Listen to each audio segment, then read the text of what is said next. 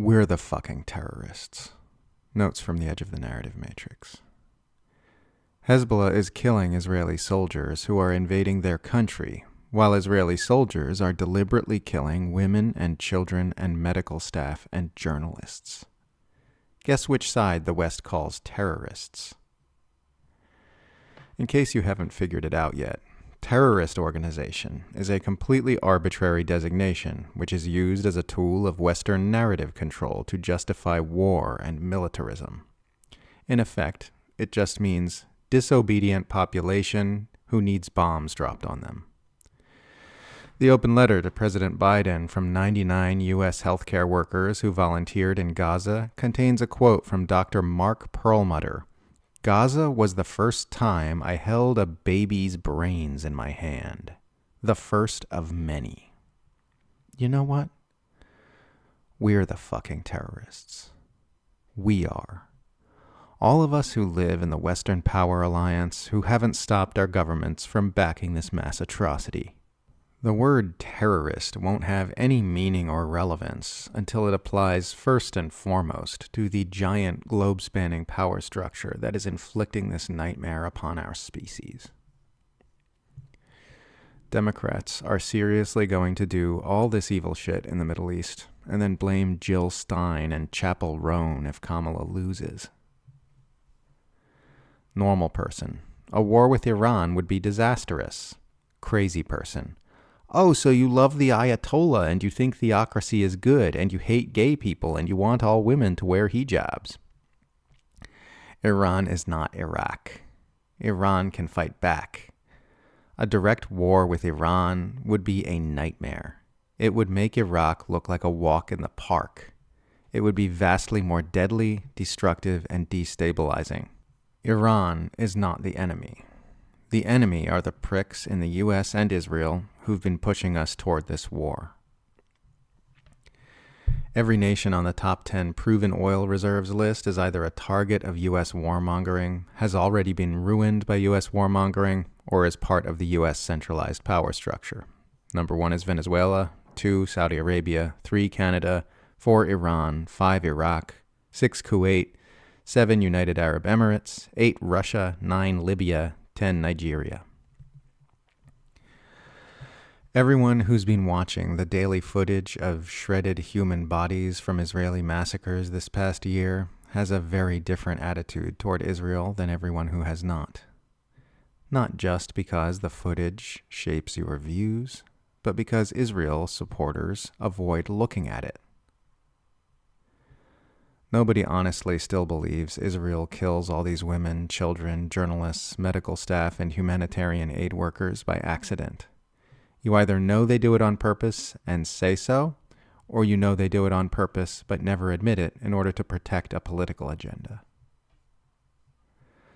Republicans are calling Biden a liar for saying at a press conference, "No administration has helped Israel more than I have. None. None. None."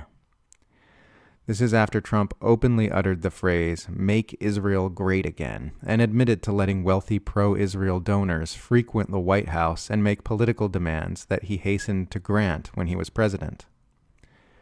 This election cycle is mostly just Republicans and Democrats having a "who will give Israel more genocide weapons to start World War III" contest.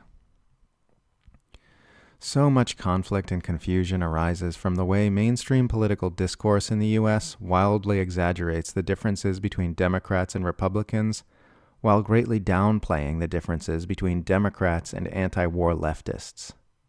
Both sides do this. The Republican political media class frames Democrats as a bunch of far-left Marxists, while the Democrat political media class frames the differences between themselves and the anti-war left as so trivial that they should obviously expect the left to vote for them. In reality, Democrats and Republicans have far, far more in common with each other than either of them have with the authentic left, even if you include the furthest extremes allowed in the party.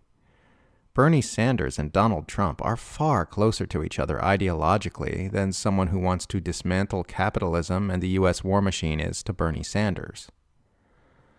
The obfuscation of these points by the mainstream political media class is entirely deliberate and can be explained by the Noam Chomsky quote, The smart way to keep people passive and obedient is to strictly limit the spectrum of acceptable opinion, but allow very lively debate within that spectrum. Unless you fully understand this quote and make it the lens through which you perceive all mainstream political discourse, you will never see Western politics clearly.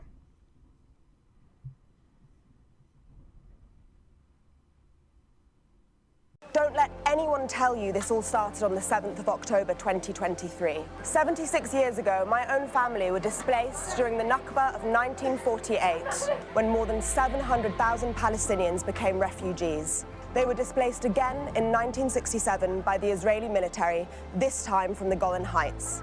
And today, many of my friends live under Israeli military rule and illegal apartheid in the West Bank in places like Jenin and Nablus. So yes, the hundreds of thousands of people marching today in London at this national demonstration are calling for an immediate ceasefire, but also an end to 76 years of displacement, discrimination, and devastation. And when there is no accountability, there's no reason to change or to stop. And that's why, 1 year on, Israel has escalated its attacks on Lebanon, leading to more devastation and death. The UK government must act. We won't stop until there's an immediate ceasefire, a ban on all arms sales to Israel, and the end of apartheid against Palestinians. US! Oh. Did you see the reaction in the room? Everybody feels sorry for you. What brings you to these lands? You're an army officer? Well, at least he's here and not in the Middle East. Where's your next destination? What is the next war you guys are going to start? You're going back to Kansas. You're from Kansas. Like Dorothy from the Wizard of Oz. That's very good. So how do you feel about the Ukrainian-Russian conflict, sir? Go Ukraine, okay. How do you feel about the Israeli-Palestinian conflict?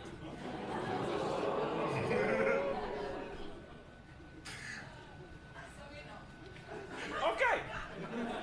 All right, you will not like the second part of the show, sir.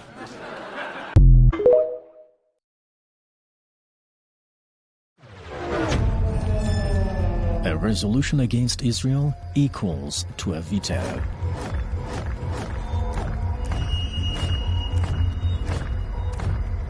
Those against?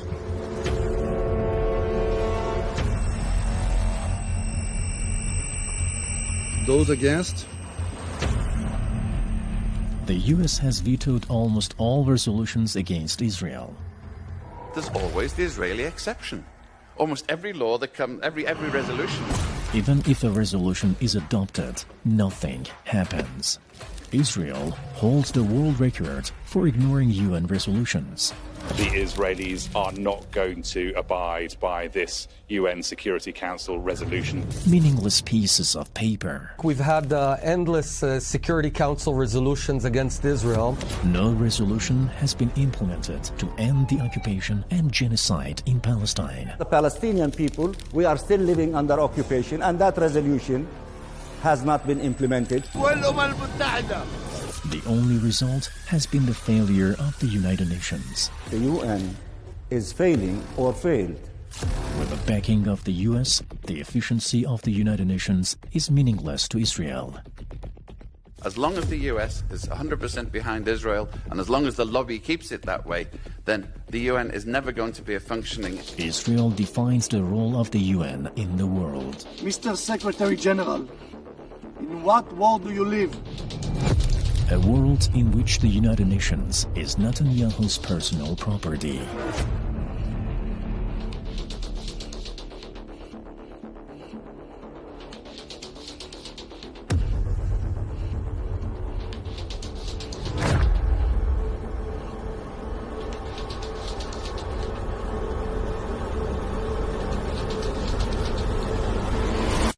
"51 towns and villages are now under Israeli evacuation orders across southern Lebanon and on the border, that 120-kilometer border with Israel that in many parts is still contested.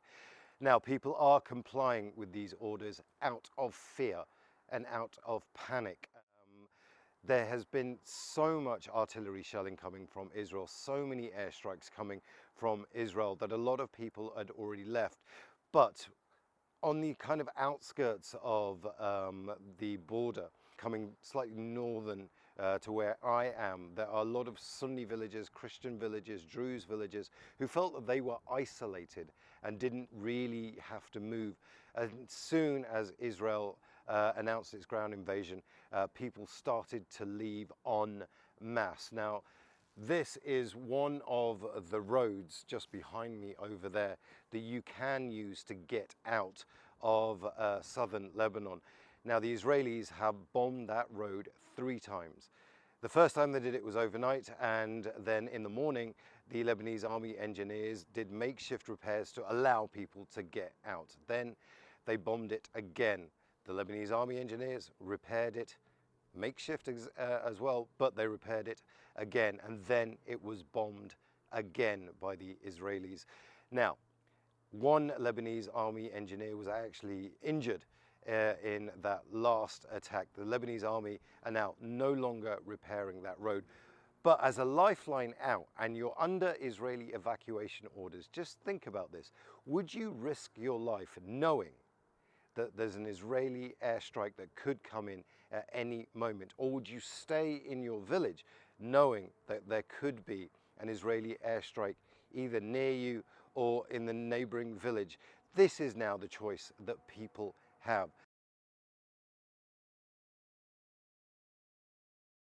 It's mind-boggling for them to see that these Christian leaders and many ordinary Christians in Lebanon, Syria, and Palestine support Hezbollah. What are they missing in this context? They're to see missing the Christians? Christianity. The only thing they're missing here is the actual Christianity. Because Christianity's home is Palestine, Syria, and Lebanon, and Galilee, and Qana, South Lebanon. This is the path of Christ. So we are the indigenous Christians of the world, and what the Zionists have been doing to the indigenous Christians of the Levant for all these decades is not different than what they've been doing to the Muslims. Their colonization and apartheid on the indigenous people doesn't have to do with religion. This is why the struggle for liberation does not have a religion, or it's not really linked to Islam or to Christianity. Shireen Abu Akleh is a Christian American Palestinian journalist. They sniped her, they assassinated her, and then in her funeral they attacked the coffin and the people who were carrying the coffin. This is how they treat the Christians of the island, the Christians that are directly genetically linked. We are actual Semites, Kevork. The Christians of this land are the Semites of this land. So because they do not understand how Christians are, because they do not want to see the Christianity of the actual Holy Land, they prefer to see the Zionist Christianity that was birthed and made in their books by their scholars in the 17th and 18th century. They renewed the whole idea of Christianity and used it to colonize us. They're lying.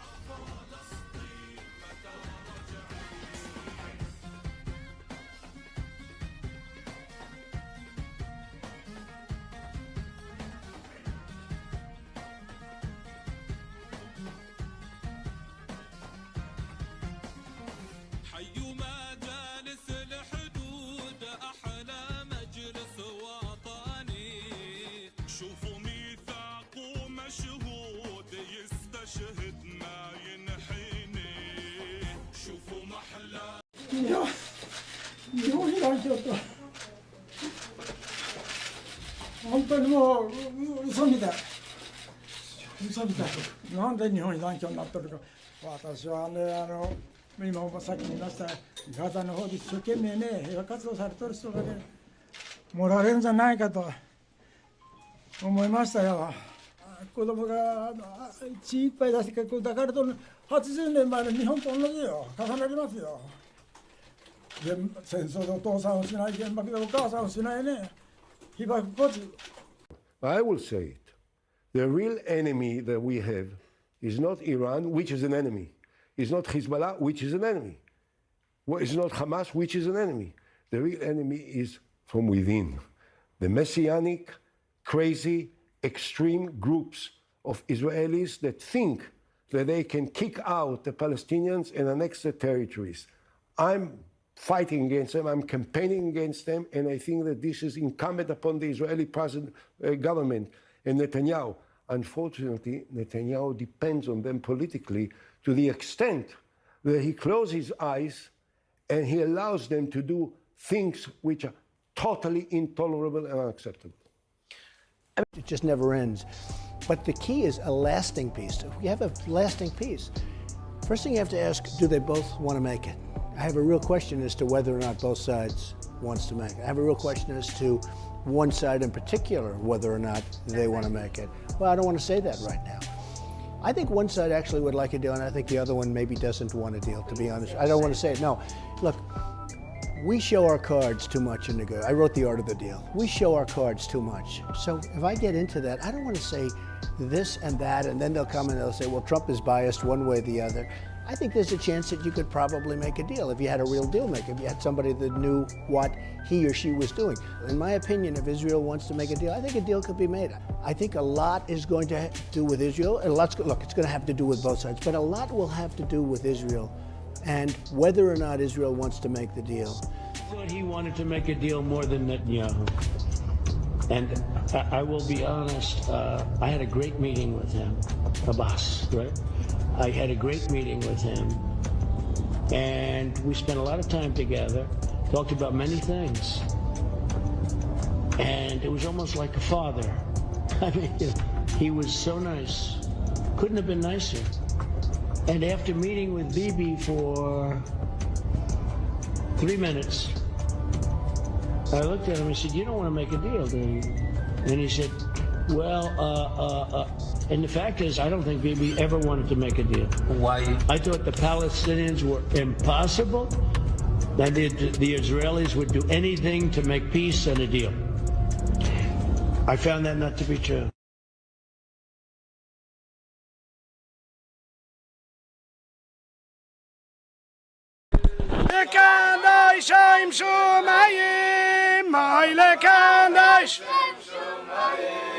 I lekan shaim shumayim Hashem yeh malkaini la yat mamno kan sadik vechol kan yeshu maga toy mamno kan sadik gebachting ay ay ich boy shavion la otzefnezot aha ay ay vavalde veyola vyotzesme ay vechol kan yeshu ya da yat mam kan sadik